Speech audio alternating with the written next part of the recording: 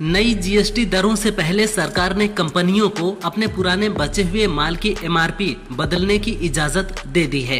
ये अनुमति 31 दिसंबर 2025 तक या पुराना स्टॉक खत्म होने तक लागू रहेगी। नई कीमतों के साथ कंपनियों को पुराना एमआरपी दिखाना जरूरी होगा। 22 सितंबर से नई जीएसटी दर लागू हो रही है। अब ग्राहकों को 22 सितंबर से ही चॉकलेट, बिस्किट, कॉफी, शैम्पू और टूथपेस्ट के साथ एसी और कार भी कम कीमत पर मिल सकते हैं। नेपाल में सोशल मीडिया बैन के खिलाफ उग्र आंदोलन के चलते प्रधानमंत्री केपी शर्मा ओली ने इस्तीफा दे दिया है। 17 साल में ये 15वीं बार है जब देश में सरकार गिरी है। 2008 के बाद से पुष्प कमल दहल, माधव कुमार, झलनाथ खनाल, बाबूराम भट्टाराई, खिलराज रेग्मी, सुशील कोइराला, केपी ओली और शेर बहादुर देउबा ने सरकारें बनाई, लेकिन कोई भी सरकार कार्यकाल पूरा नहीं कर पाई और 1 से 3 साल के अंतराल में गिर गई। फ्रांस के पूर्व पीएम फ्रांसवा बायरू को पद से हटाने के बाद राष्ट्रपति इमैनुअल मैक्रों ने सेबास्टियन लेकोर्नू को फ्रांस का नया प्रधानमंत्री बनाया है।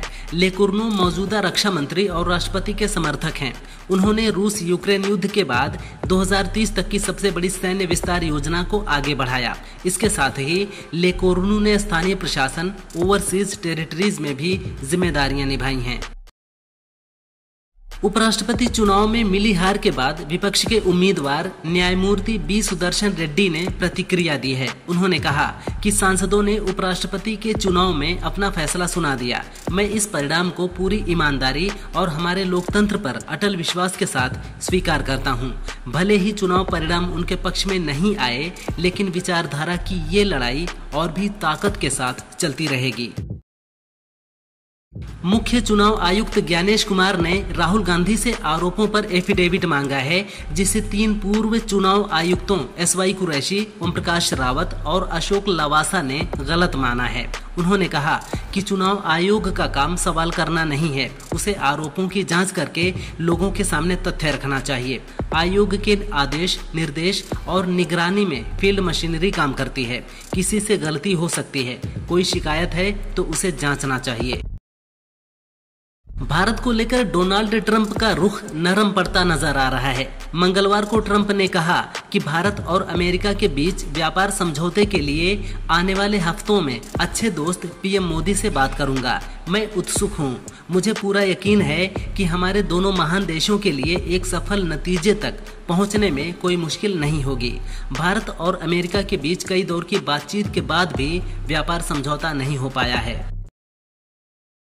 यूपी बीजेपी अध्यक्ष भूपेंद्र सिंह चौधरी का 3 साल का कार्यकाल पूरा हो गया है। बीते 9 महीने से नए अध्यक्ष की नियुक्ति का इंतजार है। राजनीतिक विश्लेषक मानते हैं कि नए अध्यक्ष की नियुक्ति नहीं होने से संगठन के कामकाज से लेकर पंचायत चुनाव की तैयारियों पर नेगेटिव असर पड़ रहा है। अब बिहार चुनाव के बाद ही नए नाम की घोषणा हो सकती है। फिलहाल 28 जिलाध्यक्षों के नाम भी अटके हैं।